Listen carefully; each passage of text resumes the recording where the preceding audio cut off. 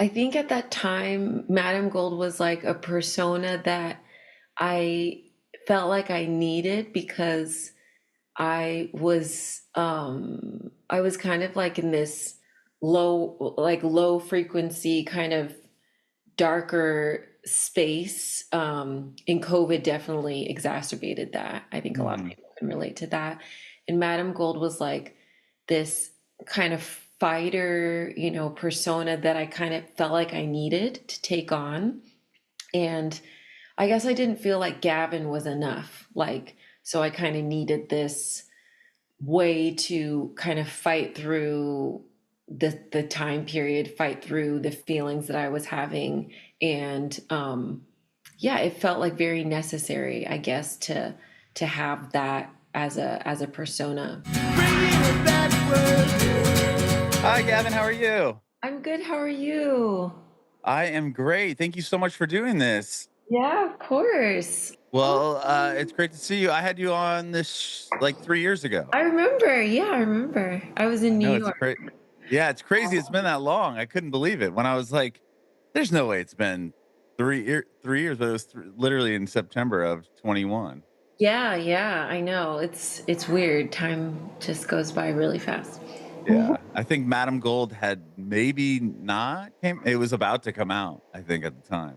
Oh, really? It hadn't come out Yeah. yet? I don't yeah, I think we were talking about it. It was about to come out or maybe it came out when we released it. I can't remember, but that was a Wow. while ago.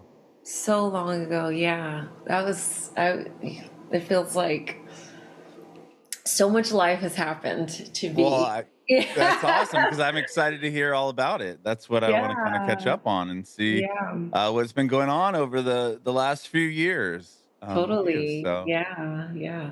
yeah, so we usually it's about you and your journey in music, but we kind of already got your story up until 21, last time we spoke. But Totally. maybe we can just recap real quick, just a little bit, and then get into this new album. Cool. Yeah. Awesome. So you were born and raised in LA, Yeah. which is we were talking about how it's not many of us. I mean, I was born and raised in San Diego, but LA, same thing. Not a lot of people are No, actually no. from Yeah. Southern From Los Angeles. California. Yeah. Exactly. Yeah, we're so lucky. Hmm. We're really lucky. And But you yeah. Mhm. grew up kind of around the industry, right? Mom was a singer and Yeah, yeah. dancer and Mom's an actor and singer. Dad is not in the industry technically, but he's a musician, so he didn't piano do it. player, right? Yeah, yeah, piano. Okay. And yeah, definitely grew up with the industry like in my kind of everyday life and experience in a way that probably isn't typical, but actually so typical for a lot of LA kids, I think. So yeah, it Hmm. was definitely like normalized to me. Sure. All the dysfunction and all the craziness. Yeah, it was definitely just like everyday life for me. That's cool. Yeah, Yeah. you did. You went to an art school and everything, right? I think Yeah, yeah, yeah. I went to arts high Lock. school. Yeah, Arts High School, which is similar to what people know as like the Fame High School in New York. Oh, really? LaGuardia. Yeah, yeah. So that's our sister high school, and so our whole format is modeled exactly the same. Like we have basically the same model and same format. Yeah. That's really So it's interesting. I really, didn't really know cool. that. Yeah, yeah, it's really cool. Not a lot of people know that, but it's a great school. It still exists. It's super small, and I think they're struggling probably financially just to keep it up and to keep the quality. But yeah, it was so incredible and like very, very, very special because it kind of set me on this path of learning to work hard and kind of sacrifice for your art at such a young age. Like I was Mhm. getting up I probably told you this, but I was getting up at 4 in the morning every morning to go to school and Oh to, no, you didn't. You didn't tell me yeah, that. yeah, to commute 2 hours there, 2 hours back. Yeah, but that was normalized again because that's what most of the kids were doing. Hmm. And it was so ingrained in me like this is worth it. This is worth the uncomfortability and like worth the time and the effort, because I get to do my art. So yeah, that was instilled in me And super you, young. yeah, you were going as a dance major, correct? Yeah, yeah, yeah. Okay. And how were your parents driving you to school? 2 hours out and 2 hours back, or No, was there a bus system? Like how do you get yeah, it was wild. So basically, I would leave my house at what time would I? So I guess I would wake up at 4:30. I would leave my house at 5:30 to drive to the train, and then Oh, I would wow. You would catch take the the train. train? Yeah, I would catch the train at 6, and then we would get to Union Station in downtown LA around Mhm. like 7:15, 7:30, and then all the kids that went to Union Station would then take a bus to our campus. Yeah, so it Oh was my crazy. And then gosh. school would start at 8 o'clock. So yeah, That is wild. And wild. then you'd have to take the bus home? I mean, take the Take train the home. whole thing, do the whole thing again home. Oh, man. Were there a lot of kids that, like, I mean, oh, I guess you're in high school. That's that age, but still, I mean, 14, 15 to be able to do that trek by yourself. Were there a lot of Yeah, kids around the area? Like, did you meet your friends like on the train and then you kind of all yeah, knew how to yeah. get together? Okay. Yeah, it wasn't as scary as it sounds. Like we were super young, but a lot of kids were doing it. Like most Mhm. most of the kids were being bused or trained in from all over the county. So that's why it's such a special school, um because it was art focused, you had to audition to get in, and Mhm. then it wasn't based on anything but your talent. So a lot of kids that were from, for example, like Beverly Hills, like so rich kids, and then kids from, Compton, like everybody was, it was such a melting pot. I was all the way from, Santa Clarita, but it was such a melting pot. And Mhm. it didn't really matter where you came from, where your background, what your background was, if you were wealthy, if you were not, like we were all in there together. And even when it came to like popularity and stuff, it was based on talent. Like if you were talented, you like the most Oh, talented it person wasn't would be the most was the popular most person. popular person. That's Yeah, really yeah, it was interesting. all based on talent. Yeah, it was really really interesting school. It was amazing. Yeah, and especially with the fact that you mentioned like Beverly Hills, like you couldn't buy your way in. It wasn't like, No, yeah, like oh well, my mom is the executive producer at Paramount or whatever, so we're gonna buy our way in. But if you didn't have the I mean, talent, I'm it sure wasn't. there was, I'm sure there was some of that going on. Like that's, I don't know, that's probably Well, probably maybe if you went weren't on good, you weren't gonna sometimes. be popular, right? Yeah, right. It was Oh like one of those no, things, yeah. like In terms of like social, cultural, like amongst the kids, yeah, yeah. It was all about talent, all about that's talent. crazy. Yeah, it was So did cool. you end up going to college for dance and stuff too, or no? No, technically, I did not. I went to college for, I was under the humanities department, but I created my own major, so I incorporated dance and the arts. But it was, yeah, I was kind of doing a mixture of um, religious studies, art history, and then performing arts. Oh, okay. Yeah, Basically. yeah, yeah. Yeah. I didn't know because it sounds like I mean that was a big part of your Yeah, it was. obviously your life, I, with I danced all throughout college, but I wasn't majoring in it. Yeah. So, okay. With mhm. your songwriting though, that didn't come I mean you told me in the first interview that you wrote your first song at like 6 years old. I mean, so it was always Yeah. kind of a part of you and melodies and Yeah. but it Mhm. wasn't until you were in college that you really kind of started to focus on songwriting, correct? Yeah. Yeah. I always wrote. I always thought that was like the most organic, natural thing you can do. I didn't even think twice about it. I always wrote songs. But yeah, when I got into college, and I don't even know what it was, but I guess I just had more time alone to just mess around on a computer because I actually had a computer. And yeah, I guess producing is what made it a little bit more real for me. I started taking it a little bit more seriously, like Mhm. starting to produce. And then I was like, oh, I can make a whole song by myself. Like, this is really cool. So yeah. Yeah, and then you kind of made a name for yourself, like, that way through what, MySpace, right? Like Yeah, Toki yeah, yeah. Monsta, you had a I don't know if I couple. want to say a name for myself, Well, I but mean, you met people yeah, that really, I like, met started people to to yeah, help. Yeah, that helps. well, That Toki Monsta, like, you had the two of the biggest records on that one EP yeah, that she put yeah, out, like, yeah. that's And I pretty think it's two of her, wild, yeah, two of her most popular songs. It is like, wild. ever, And right? so Yeah, yeah, yeah, yeah. It's crazy. Yeah. and that was all just relationships you formed via MySpace?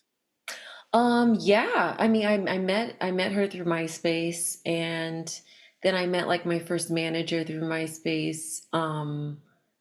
I connected with my first like producer that kind of helped me refine some ideas that I was already kind of creating through MySpace. Yeah.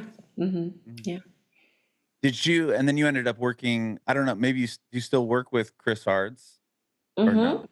Because you told Yeah. you Yeah. you said he was a big, part of your solo career and putting out the first EP that you did and obviously His first album. the Yeah. album Madam Yeah. Gold was Yeah. all done with We didn't him. meet through MySpace, but yes, Yeah, yes, yeah, yes. but he Been came after the fact, after you kind of for started sure. to put Yeah. out music yourself. Hmm. Hmm. Hmm.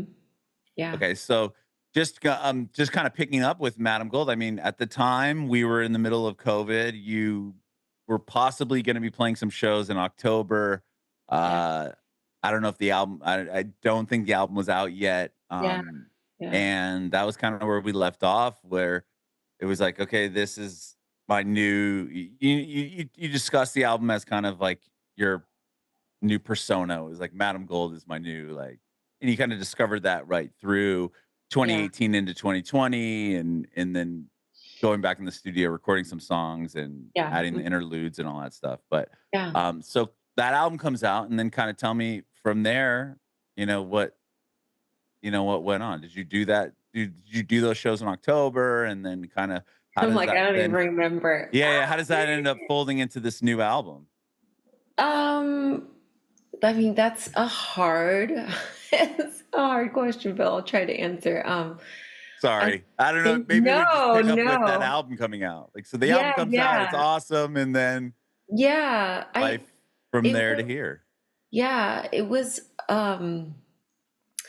I think at that time, Madame Gold was like a persona that I felt like I needed because I was kind of like in this low frequency kind of darker space. And COVID definitely exacerbated that. I think a lot of Mhm. people can relate to that. And Madame Gold was like this kind of fighter, persona that I kind of felt like I needed to take on. And I guess I didn't feel like Gavin was enough. Like, so I kind of needed this way to kind of fight through the time period, fight through the feelings that I was having. And yeah, it felt like very necessary, I guess, to have that as a persona. And yeah, when we released that album, it was really different than this release process in like in every way, I guess. Because again, like it felt like I had to like put on these boxing gloves, and just every step was like a punch, and every step was like slugging through the mud and trying to move forward and trying to get this out. And then with just the state of the world, like it just felt like I had to kind of carry like a lot of weight on my shoulders in order to move forward. Mhm. And I think that came off like in all the aesthetics, like in the visuals, in any interview that I did. Well, yeah, it was just like this, oh, I have to move forward by any means necessary kind of attitude. And yes, we did the shows. Those were a challenge. Like again, it was just like kind of moving through and carrying this weight and this burden in order to like move forward and move through it. And then once that was kind of done, it was out in the world, and I kind of like was able to breathe and like take a step back and reflect on it. I realized that as a artist and as a vocalist and even as a songwriter, I was exhausted and kind of uninspired, and I wasn't really sure where to go next. Like Oh, interesting. I was tired. Yeah, I think I was tired. Yeah. And because the process of making Madam Gold wasn't easy and the process of releasing Madam Gold wasn't easy, I was kind of like, F music, like F I doing this. bet. Yeah. I mean, like Yeah, you for a you had finished the while. album, right? I think we were talking last time, Yeah. like all the Mhm. songs were kind of done in 2018, right? And then it was like, I mean, or you had a not definitely not 2018. Like, no, the songs were kind of, I want to say the songs were kind of done maybe end of 2019. a I was 2019. wanting to, yeah, to like move forward with it. Then Maybe you had the structure of it or something. You had a something of it done we maybe by start it just 2018 or it was the fact that we had started it in okay. 2018. Yeah. And so it was like just a very long process. So it was basically a 3-year process Well, because of, then you have COVID and of it's like you finish exactly. it and it's like now what? We do we Yeah, put it yeah. out and just let it sit here or Yeah, yeah, totally. yeah. So it was like this long haul kind of process. And then yeah, once it was released, I was just like, man, this was a lot, and now I need to reevaluate and acknowledge that I'm not in the best space mentally in terms of like my confidence as an artist and as a songwriter. And that meant for me just like taking a break, um, Okay.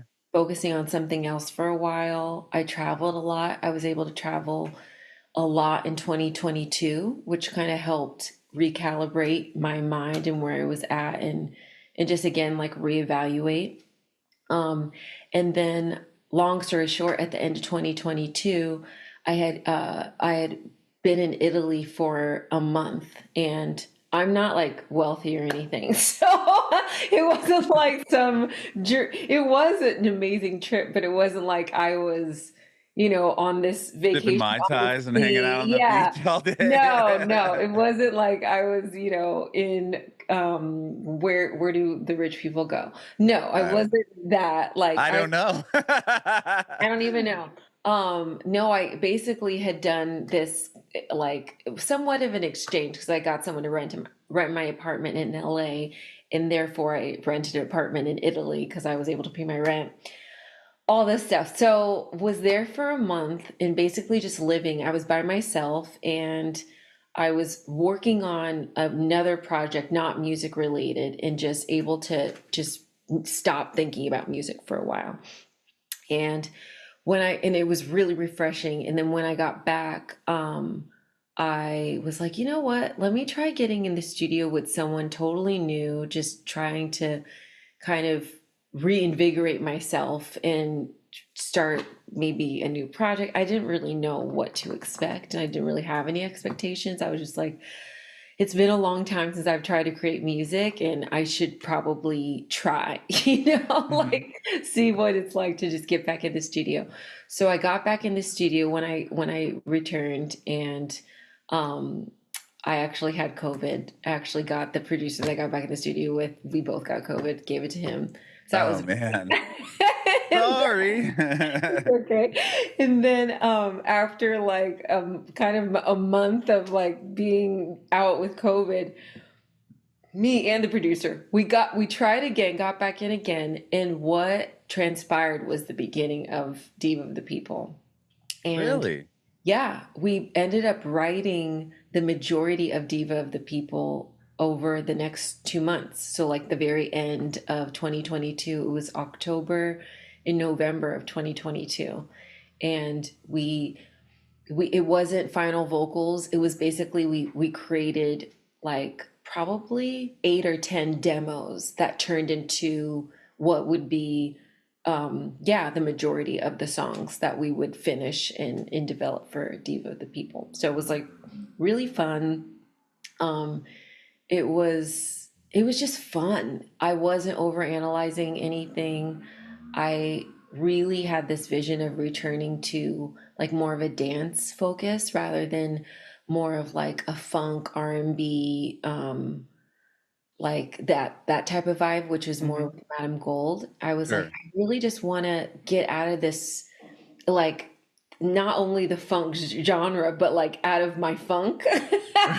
Right. In And general. like, yeah, go back to like stuff that makes me move, stuff that's ready for the dance floor, like a sound that makes me um, think of my inspirations that were kind of always my inspirations, like artists like Robin and Roshan Murphy and obviously like Diana Ross and Donna Summer, and just kind of taking all those influences that have always been there that had kind of like been, suppressed somewhat or pushed to the side somewhat with Madame Gold, and just own those again and take those back into the studio and take the influences of house back into the studio, disco, obviously, soulful pop like Michael, Janet, just all of that stuff that I had always loved, and just say like, let's make fun music, let's make simple music, let me again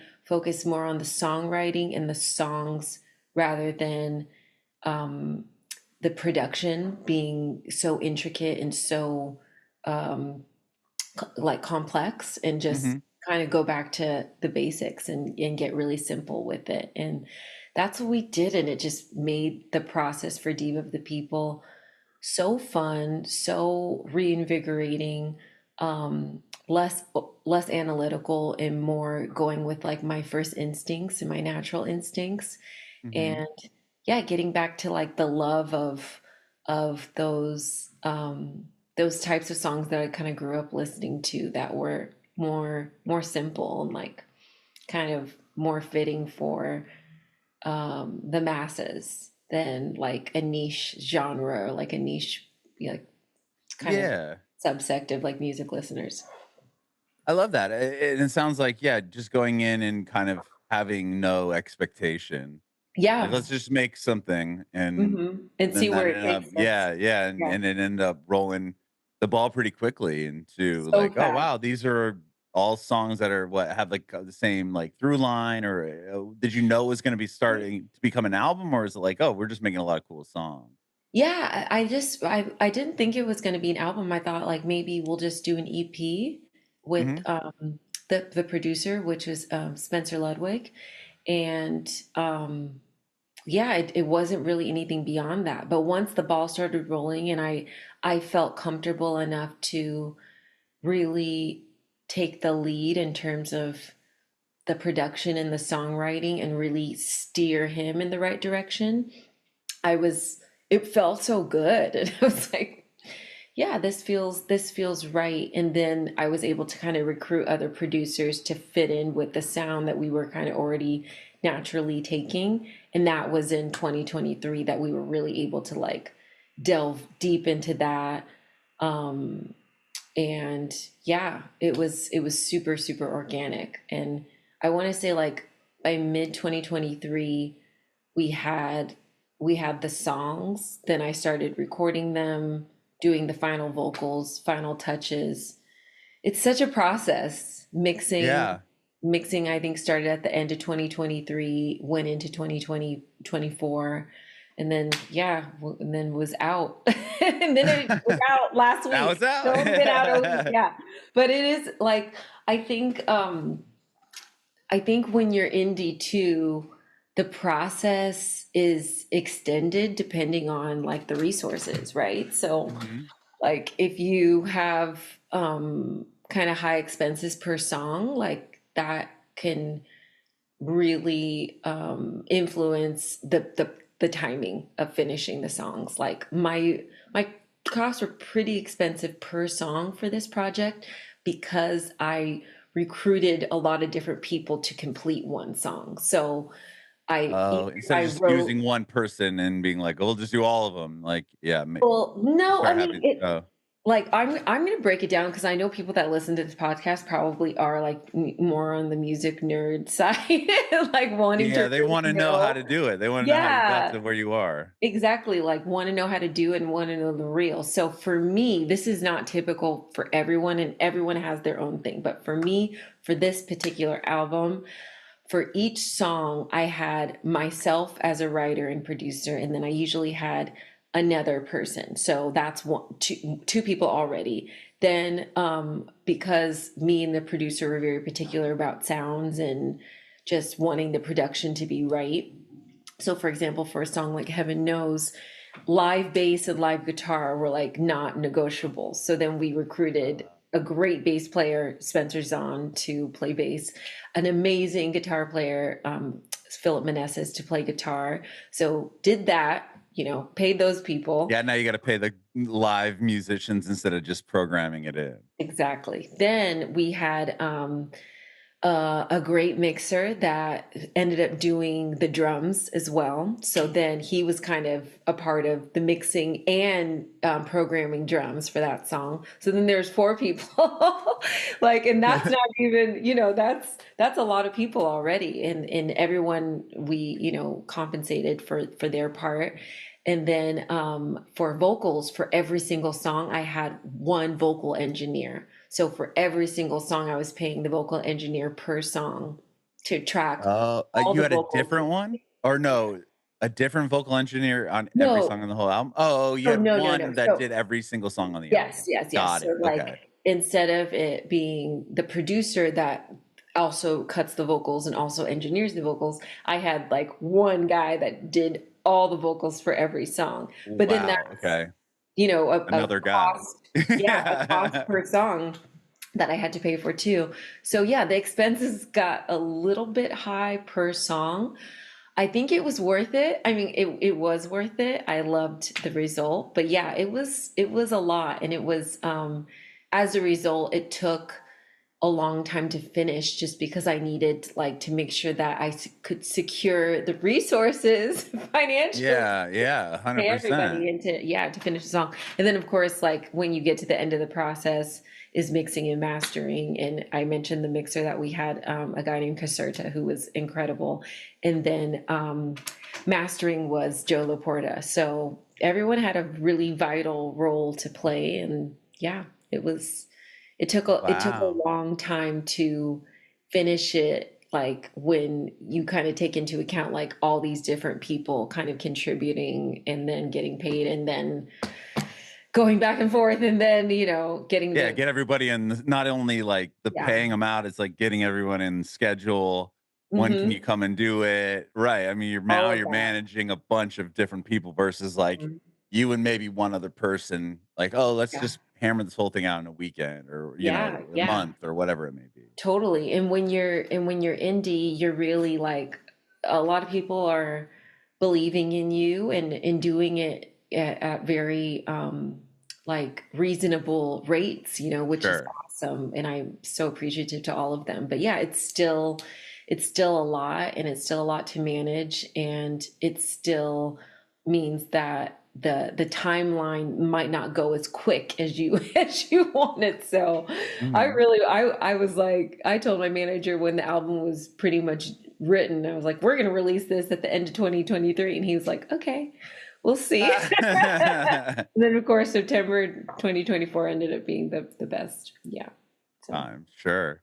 I mean, mhm. it's kind of when you're independent, obviously, it's great because you don't have somebody like down your throat, like you need to get this out like tomorrow, and you're not like you don't have that stressor, but it's also like, Yeah. but then you have to come forward and be like, well, I got to find the money, I got to find the people, I've got to, you know, All of it. so Yeah, it's like yeah, yeah, there's kind of I'm sure there's pros and cons to each, but I for think sure. if it was me as an artist, I would prefer to have your situation where it's well, at least I'm not gonna have the pressure of somebody to going like this needs to get out tomorrow. Like you have more of the freedom to kind of probably take your time and release it as you want. You could put it out whenever you want, really. Yeah, yeah, yeah. There's pros and cons, I think, on either side of the spectrum when it comes to releasing music, for sure. Yeah. Mhm. So yeah, because it's yeah, it's so different. I really do like having the creative control too. Oh, Um, yeah. yeah, and the vision now, and um, yeah, it feels good to kind of be in the driver's seat and to executive produce and write and just feel like feel comfortable in that role again. Mhm. Did you just I'm just curious with this album, were the songs just like you just knew that they're like was there I don't know how to ask this question because it's like obviously everything you're gonna put out and you're gonna do it's a personal to you and you love what you're doing, obviously.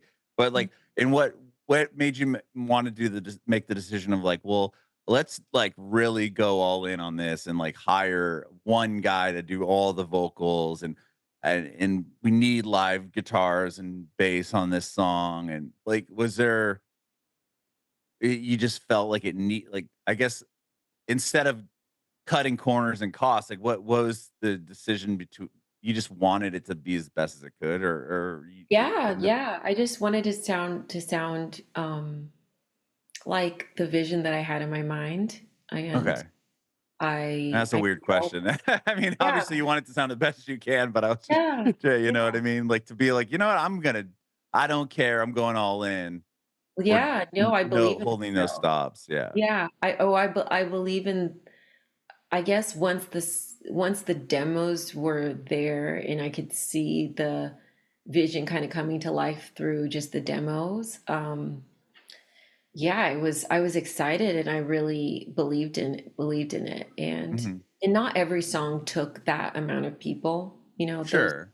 those were just those were probably three or four of the songs out of 10.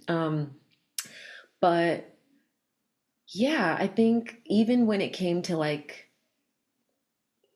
mixing and revisions, like I just I can be relentless, and I think that's from my experience working with Chris Hart's. Like when you work with people that are that talented and that have a standard that is so high and that are essentially perfectionists, but are also pretty genius at what they do, you kind of Mhm. get that you pick up on a similar way of doing things, like whether or not you're working with them for every song. Like Chris didn't do every song for this album, but that mentality of kind of extracting the best and like doing the best that we can with each song and giving each song the attention and to detail and just doing the absolute best that we can do, like that totally was instilled in me. So now I'm like Yeah. gonna do that with probably every project. And it's not that it means that I think every song is perfect on this album, because that's definitely not the case. But I think um every song except for one song, just the mixing got a little weird for me. But every song had that care, and so Right. I'm proud of Well, that. it's like once you get to a point I mean, you want it to be, right? It's like you have a you set a bar for yourself. Like, I'm not gonna put something out that's Bar not so high. yeah, I know the yeah. bar is like so And high. that's I think that a lot of artists struggle with that too. I mean, I do as far as, like, putting out content for my show and stuff. Yeah, Like, if it like, I will sit and I had to hire an editor because that would take me so long because 'cause I'd get so, like, caught up on, like, one frame. I'm like, "Eh, like, I totally. don't love this. I don't love how this cut looks." You know, then I could sit there for, half a day just trying to Yeah. fix some little thing, and then Mhm. most people don't even notice, right? They're like, "What are you talking about?" And it's like, "But I notice, so it's gonna drive me nuts." Exactly. Yeah. You're like, "I know, and that's all that matters." Yeah, it Yeah, probably and that's will how it I see matter? it. It will 5 more people like it or view it Yeah, if it didn't have that frame? right? Doesn't matter. Like, it's you just have you just put this, like, standard on what you think personally, what you want it to Yeah, look like, and, absolutely. I can see how there's, like, no compromising it. It's like, "No, this is my art. I want it to be a certain way, and it's gonna be that way." Yeah, I want it to be great. Yeah, I don't wanna have the regret of, like, man, every time I listen to the song now, all I'm gonna hear is that one little thing that I know I should have changed that, or you know what I mean? No, yeah, and there is one song, to be honest, there's one song like that, and every time I listen Oh, to I'm it, I'm like, "Oh, sorry. I should have done," but it's okay. But nobody else will Gotta ever move on. notice. You know what I No, mean? I don't think, yeah. Oh, I love my, like, prayer changes everything cup. This is so funny. There you Oh, go.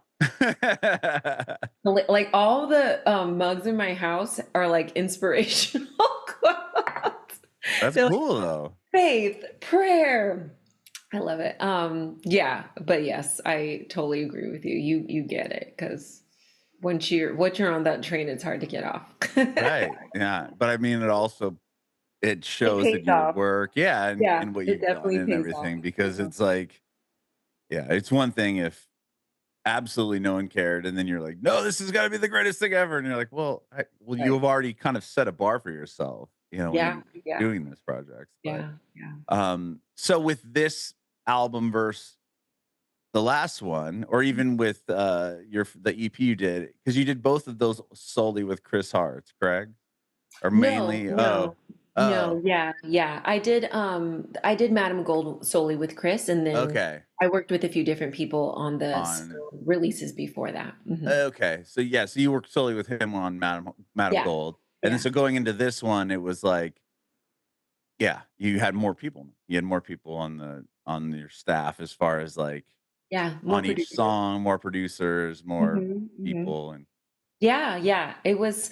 I thought it was important, and I think for the next project too, because I've already started the next thing. It's wow. important for me to be um diversifying like who I'm working with, so that I can, yeah, I think like it's an energetic thing, maybe. It's just like moving around the pieces and not getting too attached to one person's vision for what it should sound like.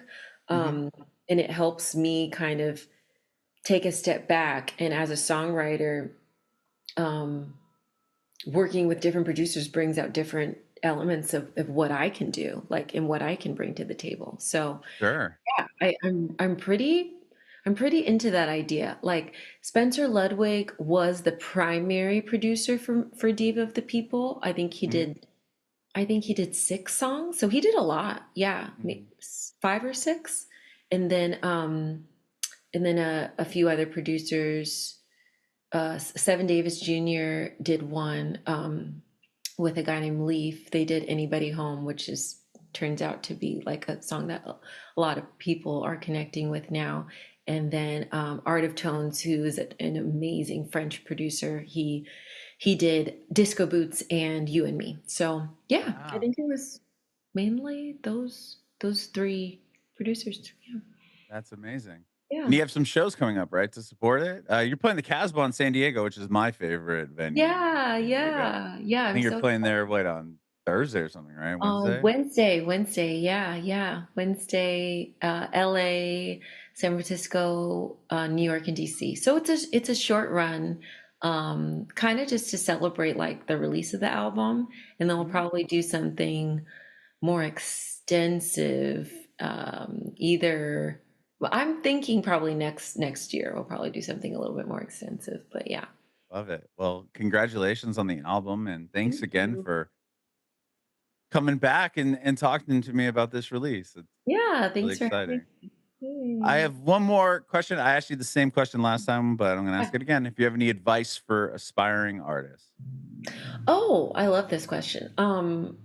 I think now that I've released a slew of projects by myself or independently, not by myself, I have a team, but Sure. independently, I would say to trust your vision over someone else's vision for you in terms of your visuals, in terms of the sound of your music. Like, trust the vision that you have. And usually, kind of the first vision that really hits your heart and like that really resonates with you is the one that will take you, to the next level. So, like for me, I always kind of had a visual of me like as this modern disco queen. And every time I really committed to that, I felt myself like moving forward and like taking steps in the right direction.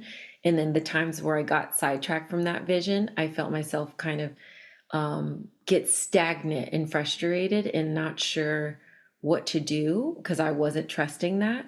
And so, yeah, trust the vision that you have for yourself. Bringing it backwards.